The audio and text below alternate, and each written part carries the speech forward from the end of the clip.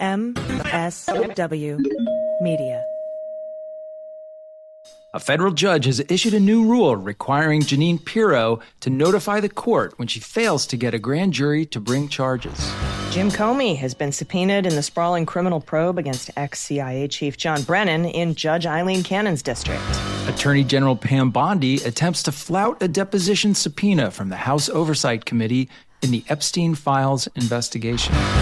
And the Department of Justice has suspended minimum work requirements for hiring attorneys. This is Unjustified.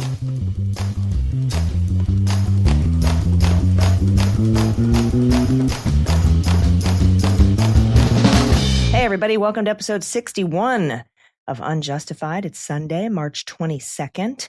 We are just 6 days away from No Kings 3. I'm Allison Gill. Nice. And I'm Andy McCabe. Oh my God, Allison, so much going on. We got the war in Iran. We got inflation. Inflation is back and better than ever. And of course, the midterms. With all that, we want to make sure that we're getting through with all the Justice Department news here, because that's what we're all about at Unjustified. And there's a lot this week, from Kash Patel's performance at the Worldwide Threats hearing to God knows what else happened. So should we just dive in? Oh, the Worldwide Threats hearing. Was Kash Patel a worldwide threat? Kash is always a worldwide threat, at least in my world. The rest of it, I'm not so sure. He just had I think I characterized it yesterday on CNN as being stunningly unprepared to answer some pretty obvious questions, like questions about why did you fire a dozen Iran experts on the night before the war with Iran? And when asked if those people were Iran experts, he said, I don't think so. And then he was pressed on it and he said, I don't know. I don't really know who they are, or something to that effect. Yeah. He was also asked about voter fraud and how the Heritage Foundation has found 77 cases of non-citizens voting in the last 24 years. Wow. And that's a threat. Kash Patel was like, sounds low, Dude, did you do anything to prepare for this hearing? Like the most obvious questions. And it is, a big part of his job. So I did notice in some interesting posts this week that he has had his own custom made Nike sneakers made with Punisher logos and things like that on them. And then also he made time to go down to Quantico and train with UFC fighters. So not so much on the prepare for congressional oversight hearings, but really, he's bringing back the headlock, I guess, or something to that effect. And here's the thing. You and I both worked for the government. All you got to do is put together a commission of counterterrorism Iran experts that work in your agency and have them meet a couple times a month, maybe have a couple of subcommittees and subcommissions, so that when you're asked that in a hearing, you can say, you know what, that might be the case that some counterterrorism experts on Iran were fired for not, vigorously defending this particular administration's interest. But however, I have assembled a commission of I've been in so many of those that, of course, it's BS, but it's better than, I don't know what you're talking about. I don't even know. I don't know those people I just fired. Yeah, and in reality, the FBI should be doing a lot right now with respect to threats to the homeland as a result of our engagement and hostilities with Iran. There's a ton of things that should be happening. Hopefully they are happening. I know that the good men and women who still work in the FBI, they know what to do, and hopefully they're just doing it, despite the fact that they're probably not being particularly well led by their director. Well, read your director in on it so he has an answer. Yeah. Well, he's got to ask, though. He's got to care. He's got to show that he actually cares about being prepared. But not this time. Who knows? We'll keep our fingers crossed. Maybe next time he'll do better. No, I don't think so. But it's just me. So tons going on, but let's talk about the DOJ for a minute. And let's talk about their performance in court this week with this story from NBC. The chief federal judge for the District of Columbia has ordered that the judiciary be notified when a grand jury rejects the Trump administration's attempts to indict defendants following the failed effort to charge 6 sitting members of Congress over a social media video.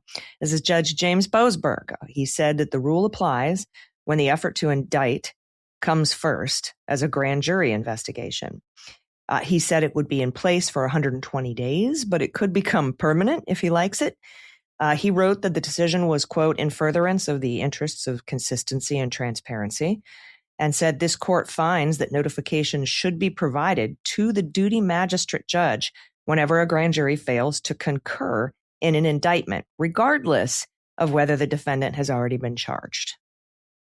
The new policy, dated March 4th, clarifies that even if a prosecutor decides to drop the case after a failed prosecution, the magistrate judge must be notified of the unsuccessful prosecution attempt.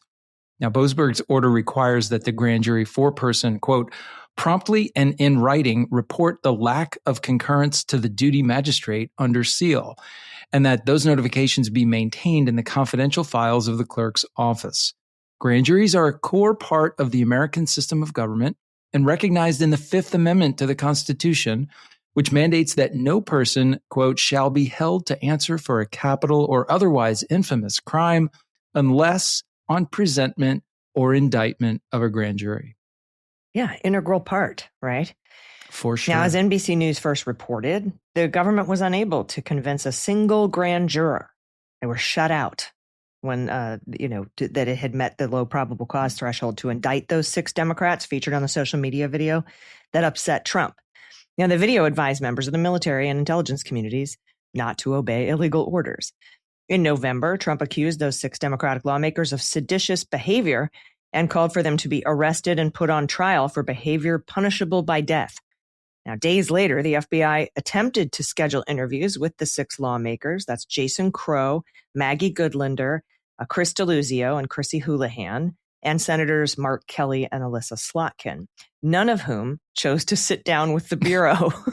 I mean, yeah, I'm it's not speech or surprised by debate. that. It's speech or debate. It's clear in the Constitution that members of Congress cannot be questioned out, when they're doing their jobs.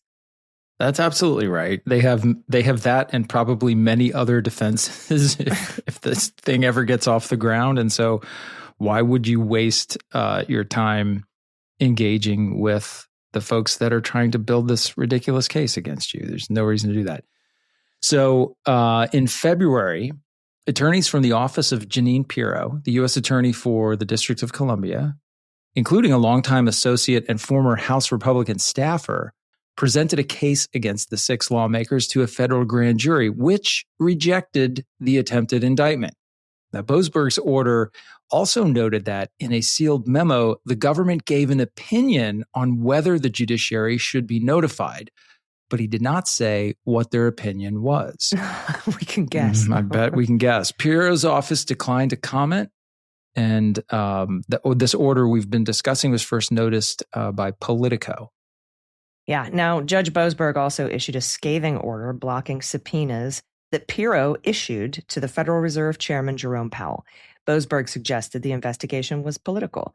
Quote, there is abundant evidence that the subpoena's dominant, if not sole purpose, is to harass and pressure Jerome Powell, either to yield to the president or resign and make way for a Fed chair who will. That's what Boasberg wrote about that. And then Pirro attacked Boasberg last week as an activist judge and said the Justice Department would appeal. And there is some updated news on this. Apparently, the White House and the Department of Justice were fine to let that go so that they could just go forward with nominating their new Fed chair that takes over in May, because Jerome Powell's term will end and he will just be lowered to the, a regular board member at that point, Jerome Powell would. But they want to now fight it. They want to now appeal it. And in doing so, they could really screw up the nomination of the new Fed chair. It could put that off while this is being litigated. Yeah, but I mean, like, cutting off their nose to spite their face, kind of a standard decision tree formula for a lot of what comes out of the White House. So I wouldn't be surprised if that happens. Mm-hmm. So when NBC News asked Pirro at a news conference on Friday why some of the federal grand jurors seemed to be skeptical of the cases being brought by the U.S. Attorney's Office, she responded that she was, quote, willing to take a not guilty, and also said, quote, willing to take a no true bill because I'll take all the crimes and put them in. Well, she's got a couple of slam dunk cases against Corey Lewandowski and Kristi Noem right now, but she could really up her winning percentage, but I don't see her bringing all the crimes right now. I don't really, and I'm curious, like, I'll take all the crimes and put them in. Put them in what? What are we talking about? Like a tote bag here or another indictment? I don't even understand what this woman says. The grand jury. I'll take all the crimes to the grand jury. I'll put them in a box that's bigger than a bread box, but smaller than an elephant. She even said, Andy, that it was up to her, even if she just had a feeling or if she just wanted to verify that the law wasn't being broken, that she had the right to take these cases to a grand jury. And that's completely untrue. It's against the federal rules of criminal procedure. It's against the Constitution. Yeah. You can't use, it's against the rules of the federal grand jury. You can't use a federal grand jury for a fishing expedition or just to placate your curiosity about whether or not crimes have been committed. It's not how it works. No. I mean, the whole concept is you going in front of the grand jury and proving, hopefully for you, that you have probable cause to believe a crime has been committed, has in the past been committed. So to just use it as like, it's a lark. Let's see what comes back. No, that's not actually how this is supposed to work. So on Friday, her office dropped a case against a man who burned an American flag. So maybe that'll be the first notification. Trump issued an executive order meant to crack down on that constitutionally protected action. And Boasberg had ruled that the man who was facing 2 misdemeanors over alleged violations of a federal park order, Boasberg ruled that he was entitled to an inquiry over whether his prosecution had been for, quote, allegedly illegal actions or for his constitutionally protected speech.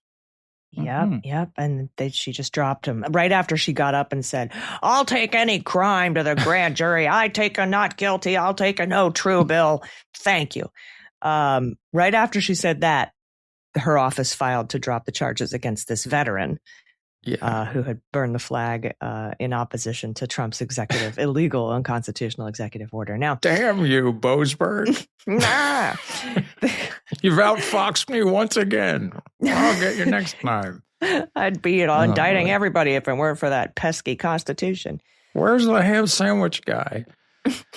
Now, the NBC goes on to say that the grand jury system was first developed in England, and the handbook for federal grand jurors in the U.S. highlights the celebrated English case involving the Earl of Shaftesbury in 1681. Quote, displeased with him, the Crown presented to the grand jury a proposed bill of indictment for high treason and recommended that it be voted and returned, the grand jury manual states.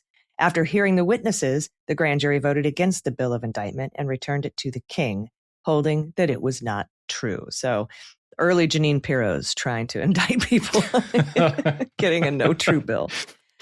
She's more historical than I thought. And I love this quote because it kind of explains the origin behind the phrase no true bill. That's what we say now when a grand jury rejects an indictment. We say that they returned a no true bill. And I always wondered, like, it's such an awkward thing to say. Where did that really come from? It's got to come from here, where they said, we hold that it is not true. What you've said about this person is not true. Yeah, it's not true. No true bill. There it is. There it is. The Earl of Shaftesbury. I'm sure I'm saying that wrong. My apologies. Well, he's probably not around to complain about it. So I figure you're in the clear. Very true. Yeah, this is amazing because I think it's worth noting that Boasberg is the presiding judge over the DC district. And one of the responsibilities of the presiding judge is they oversee all of the action of the grand jury. So here, issuing this order is entirely within what is one of his ancillary judicial responsibilities. He sees something very different happening in the grand juries, that we are getting a spate of no true bills. And so he's trying to collect data on that, which makes sense to try to figure out what's happening here. My guess is the conclusion he'll draw eventually is that the U.S. Attorney's Office has become significantly less competent. But we'll see. Let's collect the data and we'll find out. This is not him being an activist and shoving his nose in something that's not part of his biznatch. This is him like actually doing his job, which is a good thing to see. And he is, you get the sense from his rulings that he is not to be pushed any further. No. And we'll talk about him a little bit more later. But, this is why, and I know you can't talk too much about this case, but this is why the Department of Justice is trying to bring this grand conspiracy case by attaching the Mar-a-Lago executed search warrant to it down in Judge Aileen Cannon's court, because that's right. As Judge Boasberg sits atop the grand jury stuff in D.C., Aileen Cannon is in charge of grand jury decisions down there. So if they bring a no true bill or whatever, she's not going to, I'm assuming, give them a hard time about it or quash subpoenas or do anything that you're supposed to do in those cases. Not that this is the case against ex-CIA chief John Brennan and many, many more people, including yourself. Mm-hmm. That's why they started in D.C. They noped out of there. They went to Pennsylvania, noped out of there, ended up down in Florida, in Miami, and then moved it to Judge Cannon's courtroom so that she would be the one to make grand jury decisions. Because she's the only judge in that courthouse. Right. So not the chief judge of the circuit or the district, but the only judge in that courthouse. And you can see, and another responsibility of being chief judge, and of course would also fall to Cannon if for matters in her courthouse, is exactly what you just referred to, the challenging of a subpoena. So if somebody subpoenas you, there are legal grounds that you can just say, no, I don't think the subpoena is valid, and you can attack them. That's what happened in the Powell case. Yeah. And so it's remarkable. Like, subpoenas very rarely ever get canceled, or what the legal term is, quashed. But in this case, Boasberg stepped in and quashed those subpoenas. So what he's essentially doing is, this is even before any attempt at an indictment. This is when the government is still in the investigative stage. Mm-hmm. And Boasberg is saying, no, these subpoenas they're clearly political. There's no basis for this. That is an incredibly, we talk about no true bills being rare, and they were before this administration. Quashing subpoenas is like extremely rare. But Boasberg is not having it. So I think it's a really interesting development. It's in his jurisdiction. It's within his inherent power as a judge to do that. That's right. And he cites all of the case law from sister districts. He goes, that doesn't really happen here, and there's not a lot of case law, but here's all the sister district case law that goes with it. And Jeanine Pirro's lawyers from her office, agreed to that principle during the hearing for quashing the Powell subpoenas. They agreed and said, yeah, of course judges have the power to quash a subpoena if it's inappropriate. We don't argue that. But then Pirro goes out and says, he can't do that. It's against the rules that I just made up. It's damn activist. Yeah, activist judge. And they really don't like him. So we're going to talk a little bit later about that other case that's down in Judge Cannon's neck of the woods, but we've got other stuff to talk about before then. Yeah, for sure. One story, a federal judge ejected recently, just this last week, a DOJ lawyer from his courtroom. Ejected him like it was a nightclub and the guy gotten too rowdy and he walked out the door. So we're going to discuss that, and we're going to discuss how the Justice Department is lowering hiring standards to fill the positions of nearly 5,000 people who've left the department. So we're going to get to all that right after this quick break. So stick around. We'll be right back.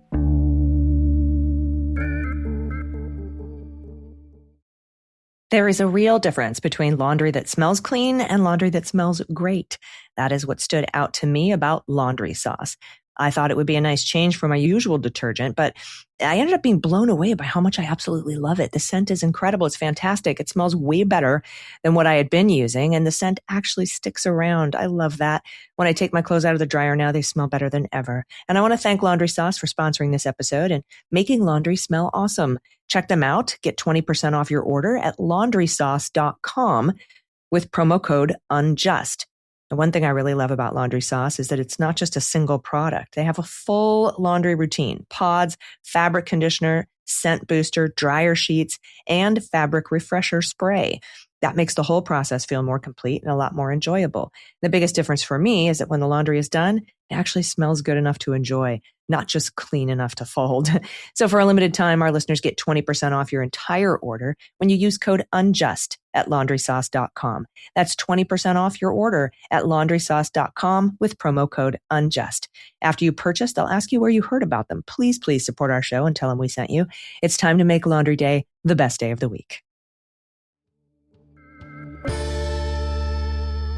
All right, everybody, welcome back. So for a long time, Andy, you and I have been talking about the destruction of something called the presumption of regularity. That's the court's loss of faith, or, the benefit of the doubt that the DOJ usually enjoys in court.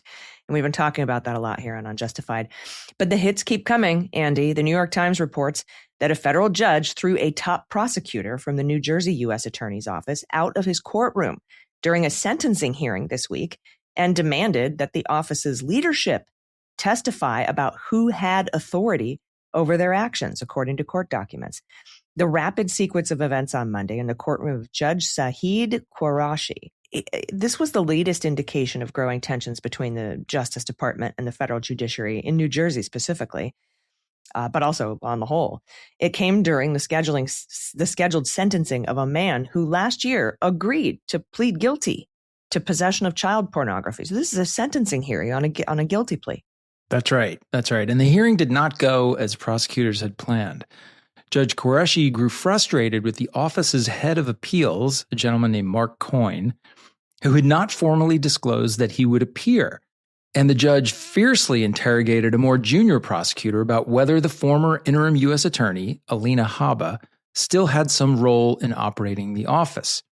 And Judge Qureshi then eventually threw Mr. Coyne out of the courtroom. The judge then ordered the three leaders of the New Jersey office, who last week were found to be occupying their positions unlawfully, he ordered them to appear to testify about their office's leadership structure. Attorney General Pam Bondi appointed the unconventional three-person leadership team in December after Mrs. Habba was disqualified. The leaders are Philip Lamparello, Jordan Fox, and Ari Fontecchio. Now, Ms. Habba is now a senior advisor to the Attorney General and supervises U.S. attorneys around the United States. She's been in the New Jersey office in recent weeks. She's been lurking around. It's unclear why. Her presence alone would not be inappropriate or out of the ordinary given her position. It's unclear, though, what motivated Judge Qureshi's questions about her. Asked for comment, Habba said she had absolutely no role in operating the office. Quote, "I'm not the U.S. attorney anymore. I left my post." She defended Mr. Coyne, the guy who was tossed out by this judge, as, quote, "an incredibly talented attorney, prosecutor, and appeals chief," and said that he should only be treated with the utmost respect. The clash in Judge Qureshi's courtroom comes at the height of a remarkable extended confrontation between the Trump administration and federal judges in New Jersey, who have accused the Justice Department of prioritizing its own personnel choices over public safety. Judges have warned that if the department continues to insist on installing the office's leadership illegally, the integrity of criminal cases will be threatened. Last week, the judge who disqualified Ms. Habba, Matthew W. Braun, found that the office's three-person leadership team was unlawful. He wrote that President Trump's reliance on illegal maneuvers to appoint New Jersey's top prosecutors might mean that, quote, "scores of dangerous criminals could have cases dismissed or convictions reversed because the law would be in their favor." Now, Judge Brand paused any effect of his own decision to give the government time to appeal, but it has yet to do so. It's trying to figure out what to say. Yeah, exactly. Now, the day after Judge Brown's order, Judge Qureshi asked the U.S. Attorney's Office if it wanted to delay the sentencing of this defendant, this child pornography defendant who planned to plead guilty, Francisco Villafane. And Judge Qureshi said that if the government were not requesting a delay, the line prosecutor on the case, Daniel Rosenblum, would have to be prepared to answer questions about his office's leadership structure, sometimes referred to as the triumvirate. This is amazing because the judge gave him a shot, right? He's like, do you want an extension? Do you want to delay this? Are you sure you want to go down this road? And They did, and much to their peril. So Mr. Coyne, who is a veteran in the office, he accompanied Mr. Rosenblum, a relative newcomer, to the Monday hearing. But Judge Qureshi, upon determining that Mr. Coyne had no formal right to appear in the case, told him that he could pass Mr. Rosenblum notes, but he could not address the court. Quote, "I'm not going to hear from you, Mr. Coyne," he said. "If you want to sit there for moral support or hand Mr. Rosenblum Post-its or whisper in his ear, I'll let you do that as supervisor." The judge then proceeded to ask Mr. Rosenblum questions, first about the details of Mr. Villafaine's plea agreement, saying that the prosecutor had operated without having all the evidence in hand and was preparing to agree to allow the defendant to serve significantly less time than the guidelines suggested. Wow. And here's a quote. "How did this screw up happen?" That's what the judge asked. "Was it your office, the U.S. Attorney's Office, the FBI, or both? How did you execute a plea agreement without having all the evidence?" Then Judge Qureshi asked Mr. Rosenblum a series of questions about who's running the office, including whether Ms. Haba retained some leadership role. Quote, "None that I'm aware of," Rosenblum said. Quote, "So she could be operating the office," the judge said. And then Mr. Coyne interjected. "She is not," he said. Judge Qureshi told Mr. Coyne to sit down. Quote, "You don't get to blindside the court and do whatever it is you guys want to do," he warned. "So if you continue to speak, you can leave." Mr. Coyne then continued to speak, and the judge directed the court security officers to remove him. Before they could act, he asked Mr. Coyne to leave once more, and Mr. Coyne did so. The judge then resumed questioning Mr. Rosenblum, asking whether he knew personally whether Ms. Haba was still, quote, "influencing the operations of your office." When Mr. Rosenblum said he did not have personal knowledge, Judge Qureshi said that he would call the three leaders to testify under oath. Those are the three guys that are apparently running the office, but maybe not very well. He said that he would, quote, "figure out who is currently operating this office before I proceed with today's sentencing hearing." Wow.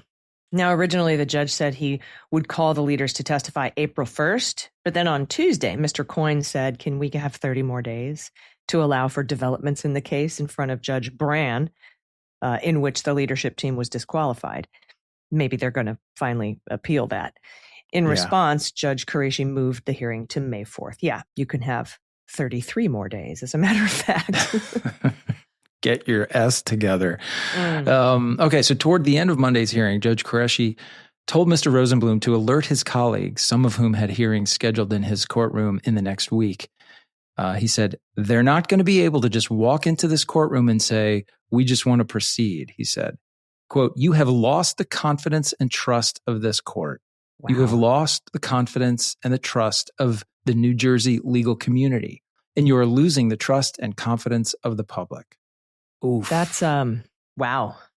To a DOJ lawyer. Bad summary of the state of affairs in New Jersey.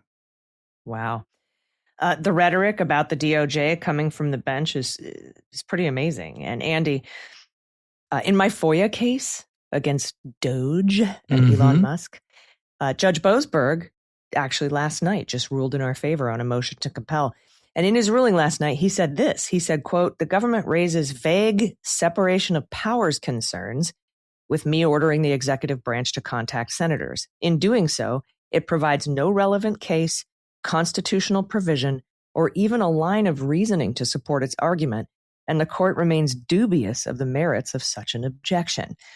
Wow. So, yeah, ouch. The reason he's bringing up separation of powers, basically, I filed my Freedom of Information Act request, and First Amendment Coalition joined me, right? And this is being filed by National Security Counselors Kel McClanahan. And we were just asking for documents from Doge.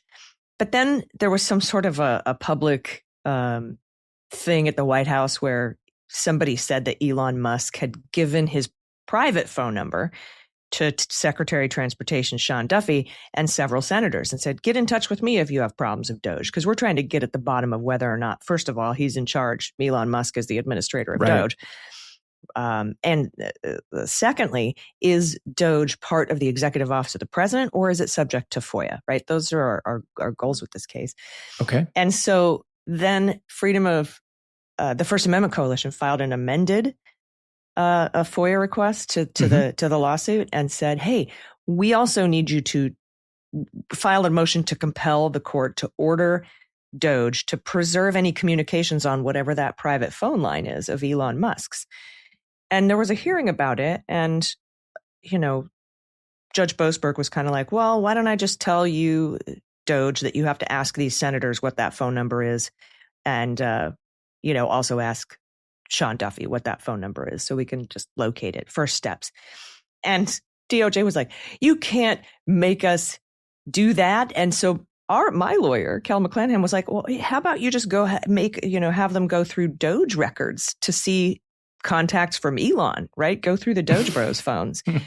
And then that's when DOJ flipped out and said, you want us to go through all these records to locate this phone to blah, blah, blah. That's too much work. That's too much work. And the judge was like, yeah, I think so. And so he issued a minute order saying, all right, you should just ask the senators and then ask Sean Duffy.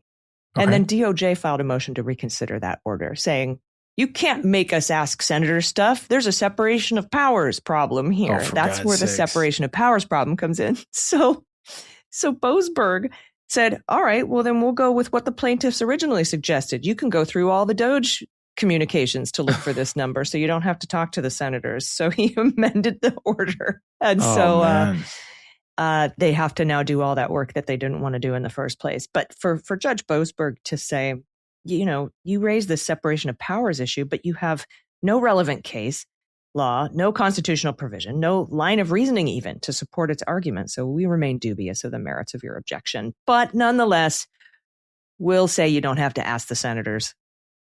So now you have to go through all of your... It's kind of a have it your way ruling.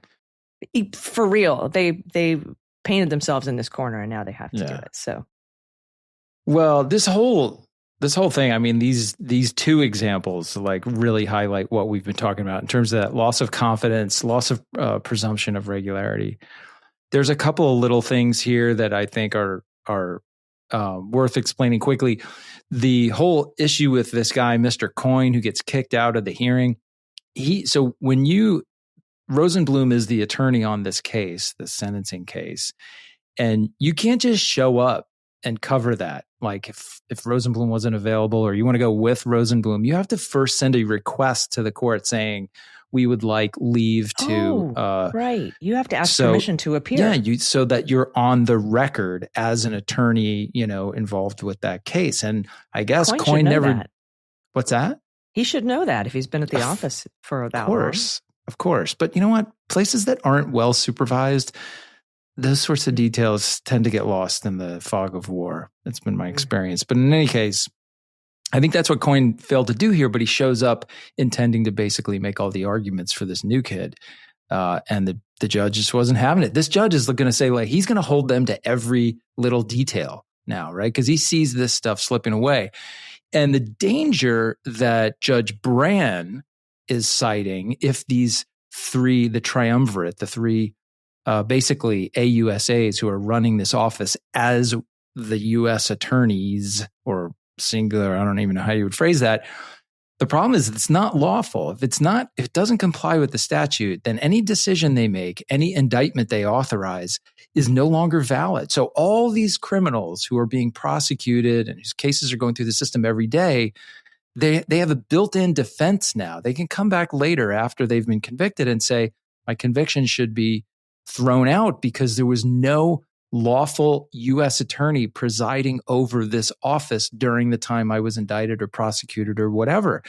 So this is not we don't like Donald Trump, so we're pushing back on Donald Trump. The judges are standing up to try to protect the sanctity of the legal process in that district, which they feel like has been legally undermined by the shenanigans. Now, on Pam Bondi's side, of course, she's doing this because they've run out of, as we know with the Alina Habba saga, they ran out of time. They appointed Habba.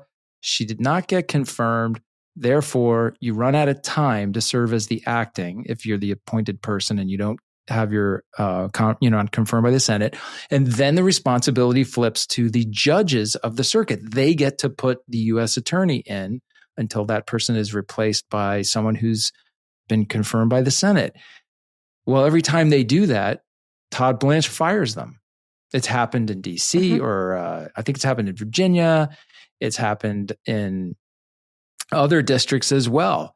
And so in this case, Bondi's trying to get around that by appointing these 3 guys in the office to run it. And that's not going to work either because it's not in the statute, right? It's just not how these things go. Yeah, and that's the problem is that this judge is trying. This is a guy who's ready to plead guilty for child pornography. And if it doesn't go properly because they don't have the right leadership in the office, this guy could walk. The judge wants to make sure that everything is proper. I mean, I've heard guilty pleas before. I remember sitting there listening to Mike Flynn's guilty plea. Yeah. Are you sure this is what you want to do? Have you been coerced? Have you spoken to your lawyer? I mean, it's a long process to make sure that somebody pleads guilty properly. And if the leadership thing is screwed up, this guy could walk. And if I'm a criminal in New Jersey, I feel like there's a lot I could get away with right now. Totally. That's why this guy, Bran, who deemed the 3 of them to be unlawfully serving, he's not even from New Jersey. He's a lawyer from Pennsylvania that's gotten brought into this problem to try to help out what's going on over there. But it's getting worse with every effort by the administration to dodge the requirements of the statute that define how U.S. attorneys get appointed and approved. But we'll see. It's not getting any better. And like you said, they're running out of lawyers because everyone's leaving, quitting, being fired. So how does the DOJ replace all these attorneys? Well, we've already seen a Twitter post asking lawyers to apply, which is unusual because DOJ usually is inundated with applications for these coveted positions. But now, much like the FBI and ICE lowering their standards, Department of Justice is doing the same thing. And we'll tell you what they're doing right after this quick break. Stick around. We'll be right back.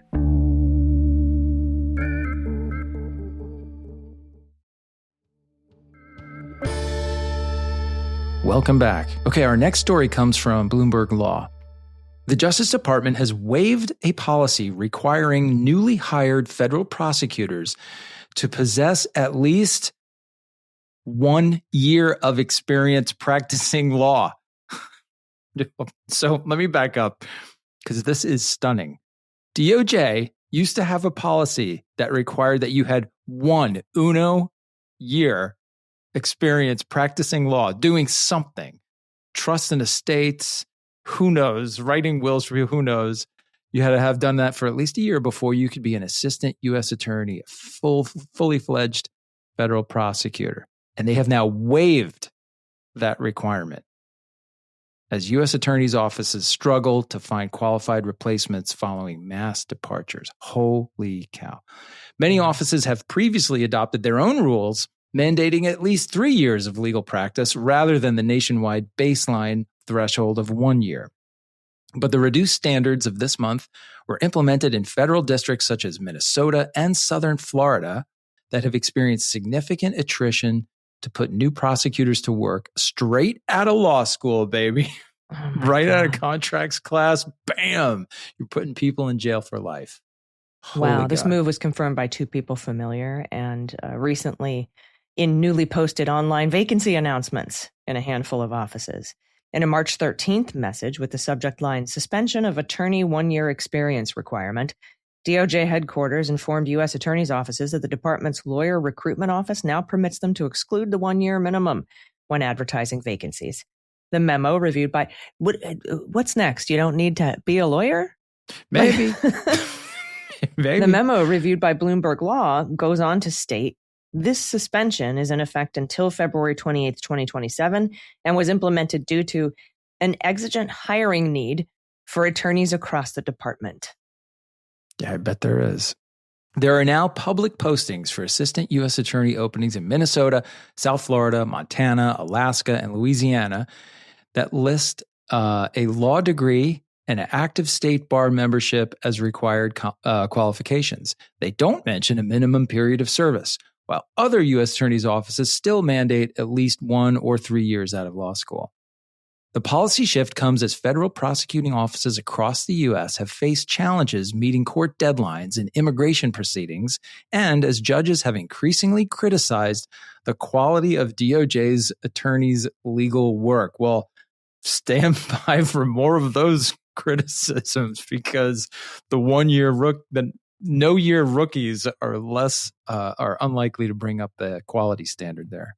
Yeah, this is not going to help that. The department has previously exempted applicants from a 1-year experience rule if they were hired through the Attorney General's Honors Program, which is an entry-level talent pipeline for elite new lawyers, or as uncompensated special assistant U.S. attorneys.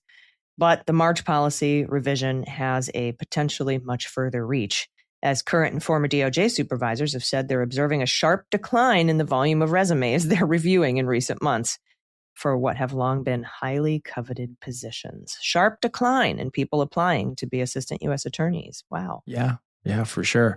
The Minnesota vacancy that excludes a legal service requirement is for the office's civil division, which is among the many U.S. attorneys' civil units inundated by the recent surge in habeas petitions from detained immigrants who've been denied bond hearings. A federal judge held one of the Minnesota office's attorneys in civil contempt last month over his handling of one such case, as judges in other districts are increasingly contemplating DOJ attorney discipline. Yeah, that's Minnesota. In the Miami-based South Florida district, U.S. Attorney Jason Redding Quinones has advanced Trump-aligned initiatives such as grand jury investigations into those involved in past cases against the president. The Trump Justice Department has tried other ways to backfill short-staffed U.S. attorneys' offices, such as recruiting emergency jump teams that transfer prosecutors to nearby districts for short-term surges and bolstering the number of military lawyers taking details as line prosecutors. Wow, emergency jump teams. They're doing this with the DOD civilian employees too, asking if they want to serve a stint in ICE or, whatever, voluntarily, right?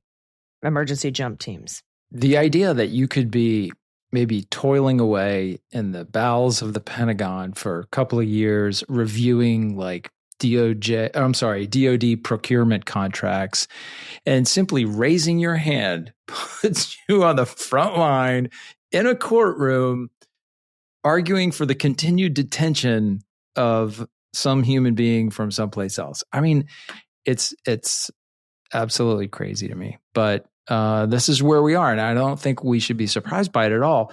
This is what happens when a department is just in chaos and kind of free fall, right? You have people who are leaving for principled reasons because they don't agree with the things that they are being asked to do.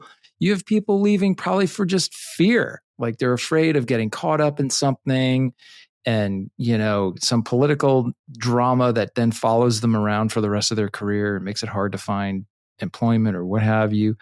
It's just, or the workload is, we've seen a couple of these cases where there was that case where the female attorney in Minnesota just like, I can't stand it. This job is terrible. I quit right here. Yeah. And or now. The other guy who's like, she said, hold me in contempt so I can get some sleep. Yeah. Yeah, exactly. So she's running for Congress now. Oh, no way. Wow. Yeah. So my point is, this is not a well-led place right now. Put the political part of it aside. It's a department in chaos. And that is not a good sign for the home team, meaning all of us who depend on DOJ to do their job well, to uphold the Constitution, to bring strong prosecutions against people who do bad things, to put those people in jail or get them convicted of crimes. Like all these things start to fall apart. And, I'm just afraid, like, we can count the number of people who've quit to the best of our ability. We can now, with the help of people like Judge Boasberg, we can count the number of no true bills that are happening. We can't count the erosion of competence. We can't count how many cases they didn't bring because they didn't have enough people, how many drug dealers or child sex traffickers or whoever didn't get sentenced or sent to jail because the unit or the division or the U.S. Attorney's Office is running on a 1/4 staff or something. So, yeah, this is a serious concern. I think everybody should be kind of focused on. Yeah, agreed. And that might be by design. If you want to dismantle the government and dismantle the Department of Justice and undermine its integrity, drain the reservoir of trust, so to speak, that's one way to do it. But meanwhile, the people in the Department of Justice are drowning.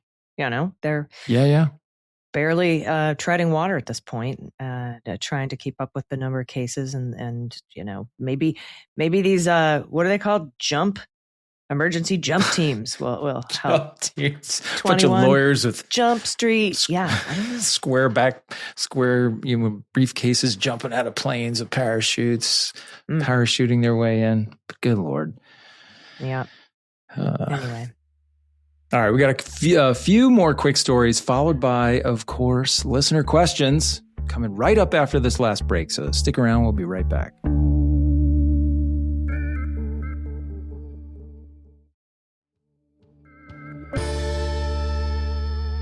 Welcome back. All right, lightning round time. I can't even say that. Attorney General Pam Bondi held a briefing with the House Oversight Committee this week in the Epstein Files saga, but Democrats walked out after Bondi insinuated that the briefing satisfied the deposition subpoena she had received from the committee. She was scheduled to be deposed on April 14th about her failure to comply with the Epstein Files Transparency Act. And I have to say, AG, when I first saw this story, I thought, maybe this is a little bit of an overreaction by the Democrats. But sure enough, on Friday, it's being reported that all of a sudden, Committee Chairman Comer is now talking to the few Republicans who voted for the subpoena and trying to convince them that maybe they should pull that back. So it's exactly what the Democrats were concerned about here. That seems to be what's happening. Right. And the walkout happened pursuant to Representative Summer Lee trying to hold Pam Bondi to account, saying, are you trying to tell us that this satisfies your subpoena for deposition that's going to occur on April 14th? And Jim Comer accused her of bitching about it. And the Democrats are like, that's it. And they left and held press conferences pretty much immediately after. But yeah, I'm sure we'll see a letter from Pam Bondi saying, this should satisfy the requirement for the subpoena. Please withdraw it. And we'll see if Comer's able to talk the other Republicans in the committee from 5 of them voted for her to do this, for her to be deposed. We'll see if they change their mind. I don't know. There's a couple on there who are pretty adamant about this, but we'll see. Next up from NBC, former FBI Director Jim Comey has been subpoenaed in connection with that wide-ranging investigation being run by a Trump-appointed federal prosecutor in Florida, Quinones. The probe, which focuses on an earlier investigation into Russian interference in the 2016 presidential election and other prosecutions related to President Donald Trump, like I said, being led by Jason A. Redding Quinones, the U.S. Attorney in the Southern District of Florida. The sprawling probe has been dubbed a grand conspiracy investigation by Trump allies. So that's what's going on in this case. I know you can't talk about it because you've been subpoenaed in this case, but there's been a ton, 130 subpoenas have been sent out in connection with that investigation. And federal prosecutors have wide discretion when it comes to subpoenas, which can seek their records or testimony. But like we talked about earlier, if you've got somebody like Judge Boasberg sitting atop the federal grand jury, it can quash these kinds of subpoenas. But here you've got Aileen Cannon. Federal grand jury subpoenas are typically issued by federal prosecutors without judicial oversight or direct involvement of federal grand jurors. While the subpoenas are issued under court authority, it's only when a recipient of a subpoena files a motion to quash, as the Federal Reserve did, Jerome Powell, that a judge reviews the matter. So that's where we are with this right now. Yeah, I mean, again, I can't really comment on this one because of my own involvement in this, or the fact that I've received a subpoena, 2 subpoenas now. But I will. You're one of only 130 people in the country. I know. I feel so special. Special. I will say that my attorney. Just honored to be nominated. My attorney did provide a quote that's been shown up in a bunch of media stories this week. He referred to this whole thing as a vendetta searching for a crime. Yeah. So it's sounds about right. I think that's where we are. Okay. So from the Times, 2 former FBI agents fired last year for having worked on an investigation into President Trump's attempts to overturn his loss in the 2020 election. These 2 agents accused senior leaders at the Bureau and the Justice Department for targeting them for, quote, political retribution in a lawsuit filed on Thursday. In their suit, the agents claim that the FBI director, Kash Patel, and Attorney General Pam Bondi had retaliated against them for being, quote, politically disloyal to President Trump even though they had worked on the election interference case known as Arctic Frost only briefly and in largely administrative roles. Yeah, the lawsuit accuses Patel in particular of going back on the vow he made under oath during a Senate confirmation hearing last January not to fire any agents solely based on the cases that they may have worked on. And it noted that Ms. Bondi had been threatening as early as March 2025 to fire agents who had worked on Trump-related cases. Their lawsuit also claims Chuck Grassley, senator from Iowa, powerful Republican chairman of the Judiciary Committee, had worked in coordination with Patel and Trump to target and disparage FBI personnel involved with Arctic Frost. So there we go. Another lawsuit for wrongful termination for political reasons. That's mine, right. I filed my first complaint in 2019, and we still don't have a trial date. Oh, God, poor you. That's terrible. That's terrible. For these folks, I say, go get them. Mm-hmm. Good for you. Stand up for yourself. Don't just slink away. It is worth it. And for Senator Chuck Grassley, who's been accused of, quote, apparent coordination. I saw some of that apparent coordination once. One times, long times ago, I was told to go to the White House and go into the Oval Office and talk to the dude who was the president then, who's the same guy who's the president now. And it was around the time they were kind of dangling the permanent job of FBI director, which I knew was just really not a thing. But, you get told to go to the Oval Office, you go. So I was sitting there in a little chair right outside the open door to the Oval Office. And he was screaming at a bunch of people who were in there, and then they left, and he got a phone call right before this quote unquote interview of, my job interview for the director's job. And I heard his secretary, I guess it was Hope Hicks, who was sitting there. I don't know if that's her official job title or not. She just kind of like put the caller on hold and then yelled through the door at the president, Chuck Grassley on line 4 for you, or whatever, some phone line. And so I was like, oh man, I don't think I'm going to get this job now. Chuck Grassley's calling him. So sure enough, they have a little chat. He hangs up, and then they send me in. And, I had surmised all this because I'm an investigator. I'm capable of that sort of, it's what we serious call thought work. Yeah. But if there was ever any doubt, as soon as I sat down, Trump looked at me and said, that was Chuck Grassley on the phone. Boy, he doesn't like you at all. And I just said, yeah, I'm well aware of that. Yeah. Oh, I was like, geez, you guys can't keep a conspiracy, can you? Jesus, it's supposed to be quiet about those things. Anyway, I can't. Good times. Yeah, listener questions. It's time for listener questions. Hey, everybody, if you have a question, there's a link in the show notes. You can click on that to submit your question to us. What do we have this week, Andy? I think we've got time for one or two. Okay, so we have a few. I want to say that the names for the new segment, which we are just charging forward on here, the names keep pouring in. And I know that at some point I'll have to stop this and we'll have to pick one, but I just like reading them every week, so just kind of letting it fly. A few of the highlights from this week were hit me in the head with a bat, all in one word. So it's really, you got to see how it looks. So if everybody playing at home, just open up your computer, your phone or something, and type in capital H, ITMEINTHEHEADWITHABAT. And I think you really get the sense of how cool it is. All right. It's a good name. Also, this is for the DOJ failures segment of the show. Right? Just essentially the whole show. With a bat. Yeah. Yeah. Okay. Pam's pernicious posse, which is interesting, could get you into some trouble there. But anyway, how about this one? Ignoble pursuits. Okay. Ignoble pursuits. Get it? I get it. Ignoble pursuits. Yeah. It's got a real dad humor to it, which is probably why I think it's funny. And then the last one I want to mention, because there's a number of suggestions along this play on our name here. Justice Fried. Maybe they should have gone with Unjustice Fried. I don't know. Anyway, keep them coming. We love it. It's great. And creativity is awesome. All right. So first actual I still like question. hit me in the head with a bat, all one word. I know, right? All in one word. It might become my password to every account I have. It looks like a password. No, it won't. Don't try to hack into my bank. It's not hit me in the head with a bat. Okay.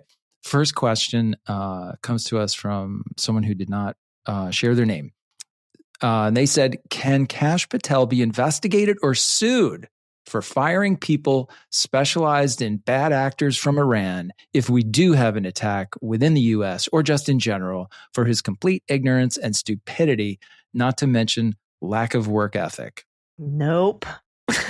Yeah, as much as I love the idea, no. The answer is no, he can't be because, all firing even people. If you make really dumb decisions as part of your official duties, it's still an official duty. That's right. Exactly right. And, there is a remedy for making really stupid decisions, and it's getting the job taken away from you. So that would be one way to hold him accountable, but I really doubt that that's going to happen. No lawsuit about that right now. So sorry about that, Anonymous, but that's where we stand on that. So should we go one more quick one before it's all over? Sure. All right, here we go. This comes from Jerry J. She says, I am so thankful for you both for your insight and service to our country. It seriously allows me to feel that there is some hope. I'm glad that's the case, Jerry. She says, do you think that Trump and his family have doubled down on the giant grift by creating the Iran war and further aggressions as a way to profit? His sons are now producing drones for the Defense Department with a no-bid contract. Isn't this illegal, and what can be done? How many other atrocities are they committing with false pretenses? It's all for the money. Well, that's a great question. And I share your skepticism about the way that Trump's family members have been really just capitalizing enormously on things that are dependent upon decisions that come out of the White House. And this used to be something that we were very concerned with in this country. And it's a kind of a form of self-dealing and nepotism. It's something that politicians tried to avoid. Republicans, you'll remember in the last administration, got really exercised about Hunter Biden going and marketing himself around the world to different places to try to make business deals based on his status as the son of the president. But apparently not so concerned about any of those things now, any of those same people. We're not hearing about like Don Jr.'s laptop showing up at a laptop repair shop somewhere in Delaware. So is it illegal? That would depend upon like the specifics of one instance of this. So I can't really say, in general, it's hard to say whether something's legal or illegal. You need the specifics. But what I will tell you is that the simple fact that they are doing it undermines confidence in the decisions that are being made. And that is why that's why politicians typically, they don't allow or they discourage their family members from doing things like this. You don't want to create the impression of self-dealing and profitizing, but that is gone. This administration does not care about that. And so as a result, many, many, many people have the same sorts of questions that you have, Jerry. And that is just, I think, a really sad, sign of where we are right now in terms of our mistrust of government. Yeah, agreed. We have one more question come in from somebody who listens to us, but I don't think really likes us very much. But, hey, we want to take all kinds of questions from people who click on that link in the show notes. This person says, call me Mark. And he says, you probably won't choose this question because it's not fawning over you, but here goes. I would love to hear Andy's explanation of the predicate for an FBI investigation of Trump related to Russian collusion, relying primarily on the debunked Steele dossier. As seasoned professionals, did you and the FBI's seventh floor believe the dossier was legitimate? How can your side think everything during the Biden administration is sacrosanct and everything Trump is illegal and worthy of prosecution. That's how it reads. So I think what he means is everything that Trump does is illegal and worthy of prosecution. Now, Andy, when I first had you on the Mueller, She Wrote podcast, I'm assuming Mark, this gentleman, did not listen to the Mueller, She Wrote podcast. That's a fair assumption. I asked you about what it means, what sort of standard you have to meet in order to justify opening an investigation, the predicate, right? Yes. And what that predicate was for opening Hurricane, right? What was it? Crossfire Hurricane. Yeah. Which was the investigation. And from my understanding, it had nothing to do with the Steele dossier.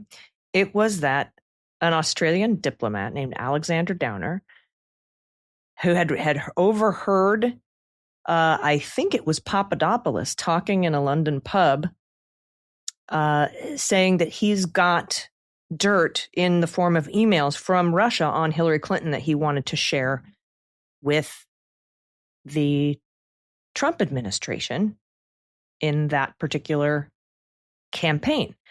And that, I think in June, I think it was before the dossier even came in, but I'm not sure. Can you refresh us to answer Mark's question here about what the minimum predicate is to open an investigation and how it was met in Crossfire Hurricane? Yeah, absolutely, I can. And you will remember all these details. You will remember them better than Call Me Mark, I'm quite sure, but here we go. So yes, you're right. The predicate for an investigation is information that a federal crime may have been committed or information that a threat to national security might exist. So that's what gets you a full investigation open. In this case, we knew a couple of things.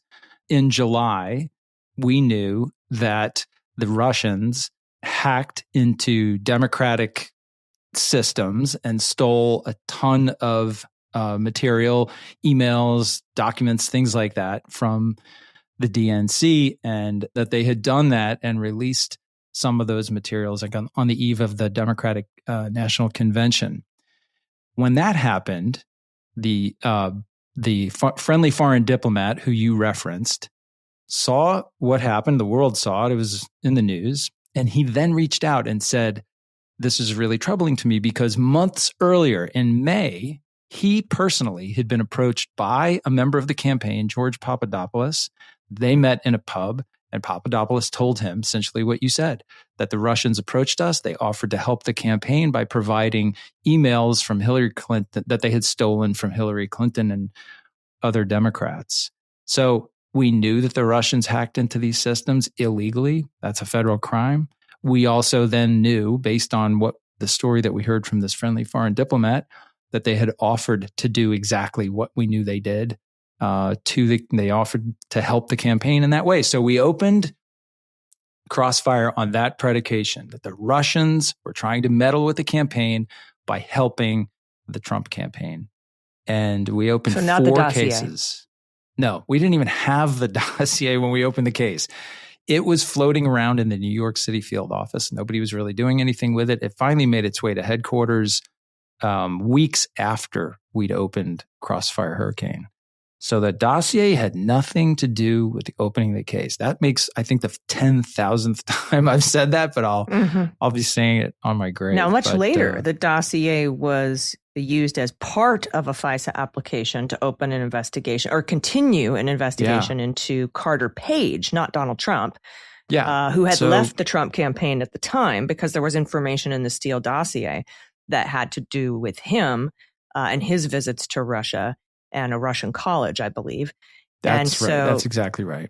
And the Inspector General looked into that and decided that, because the dossier was raw intelligence and hadn't been confirmed or denied, that it probably shouldn't have been part of the FISA warrant, but that Rod Rosenstein, who Trump appointed, a Republican, signed that FISA application.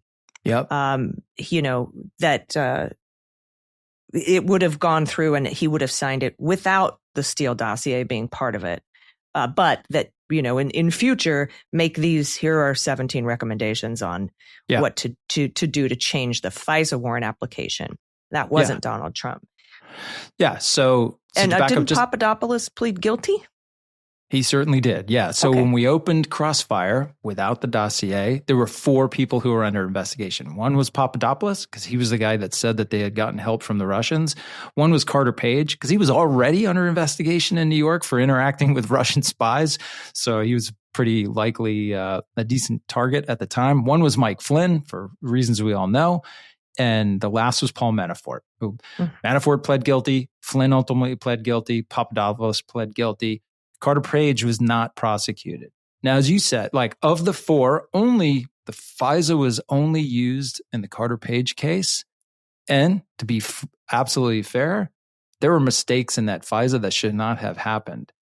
And those were pointed out by the IG as well. But that was an investigation into Carter Page, not Donald Trump or his campaign, correct? That's correct. That was an investigation into Carter Page. So that was pretty much it. There was no case, no individual case on Donald Trump at that time, not until he fired Jim Comey on May 9th. And I oversaw the opening of that case, and I supported that. And we opened that case not because of the dossier. Didn't have anything to do with anything in the dossier. It only had to do with what Donald Trump had said and done in the lead up to the opening of that case. He said repeatedly, did not like the fact that we were investigating Russia, asked us to stop investigating Russia. When we didn't stop investigating Russia, he fired the director of the FBI.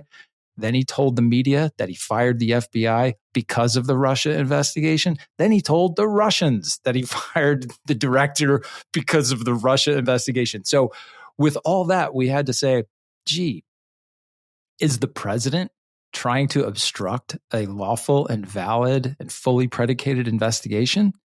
And the answer was very possibly. So there you go. That's that predication to open a case against Donald Trump for trying to shut down that case. And also, if the president's trying to get us to stop investigating Russia, why would that be? Feels like there's maybe a national security threat there as well. So with that joint predication, we opened an individual case on Donald Trump. And there you go. Then it all went to the Mueller report, or to the Mueller team. And how many Mueller convictions? concluded that those so? actions against Jim Comey met the 3 elements of obstruction of justice. Yes. However, stopped short of saying that Donald Trump obstructed justice, because you can indict a sitting president. And if you can indict a sitting president, you can't make accusations against him, because it violates his constitutional right to face his accuser in court, which left the door open for Bill Barr to come in and say nobody obstructed any justice, which means the case could never be brought in future. Yeah, exactly right. And so scene. I guess I guess the answer for call me Mark. Okay, Mark, we did choose the question. We don't require fawning, although we appreciate it. Mm-hmm. So yeah, that's what actually happened. I know that's probably not consistent with the version of the Russia hoax story that you've probably heard many times, but yeah, dig a little deeper, Mark. And one way of doing that is to ask us, which you did. So we have answered your question. There you go. Every customer check out the Mueller She satisfied. Wrote podcast. It was an episode with Andy McCabe called Mueller Goes to Paper, and it was in 2019. And we talked about, it was the one I interviewed you about The Threat, your book. Yep. Right? And I asked you about the predicate to open that and what's required. So Yep. No dossier used at all in the opening of Crossfire Hurricane. I hope that answers your question. Thanks for writing in. Thanks for listening. I mean, even if you don't like, what we have to say, I appreciate you taking the time to listen. And thanks to everybody else as well. We appreciate you. And please continue to send in your questions. I'm sure we'll have a nothing but questions episode coming up soon. Excellent. Because we keep getting so many questions.